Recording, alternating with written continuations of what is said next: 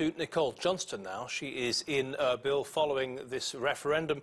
Nicole, with so many big players in the region against this vote, why did the KRG decide to go ahead with it?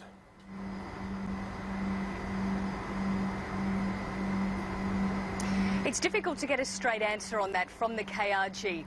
Most of the time they say, well, there's never a perfect time, that our neighbours have been against us over the years, for decades in fact. It's not the first time they've had problems with their neighbours, particularly with Baghdad.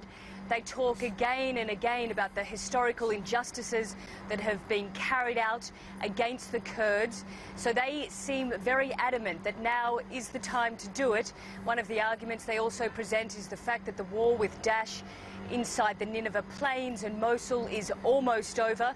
Just one final battle at Hawija to go. The Kurds, the Peshmerga forces, had finished a number of months ago their part of the battle.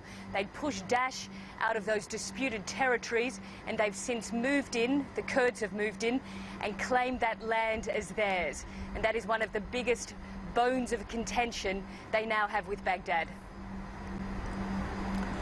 Nicole, assuming the yes vote wins, what does the KRG hope to do with that, in inverted commas, mandate, if you like?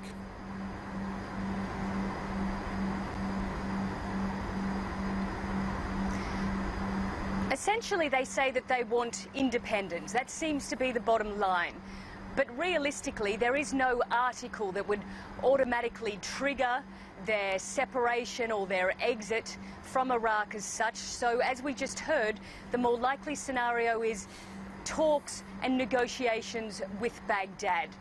The Kurds seem to believe that after this vote, they'll have the upper hand, they'll be in a position to try and negotiate what they want, particularly on issues like a share of the national revenue, oil pipelines, all sorts of problems that we've had over the last few years in terms of the Kurds receiving what they believe is their share from Baghdad.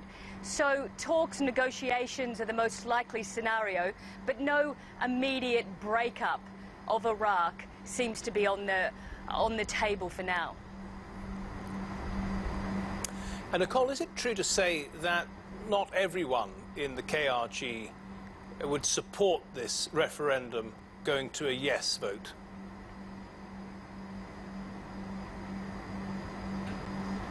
That's correct. Overwhelmingly, most people do seem to support it, and it is expected to be a yes vote. But there are ethnic minorities in areas like Kirkuk, particularly the Turkmen, who are opposed to this. There are people in Sulaymaniyah province, those who support the Quran political movement, who also say that the timing is poor, that they should hold off, that the Kurdish regional government, isn't ready for it just yet, that there is still corruption, a nepotism, a divided political system.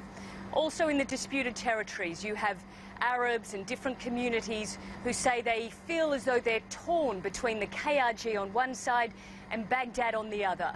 The KRG has erected a de facto border, of berm, a dirt border stretching 1,000 kilometres from Sinjar in the north to Kirkuk in the south, and many villages which used to be on the Iraqi side of the border are now inside the KRG, and so of course not everybody is happy with how things are turning out right now. Okay, thank you very much for the explanation, Nicole. Nicole Johnston in Erbil.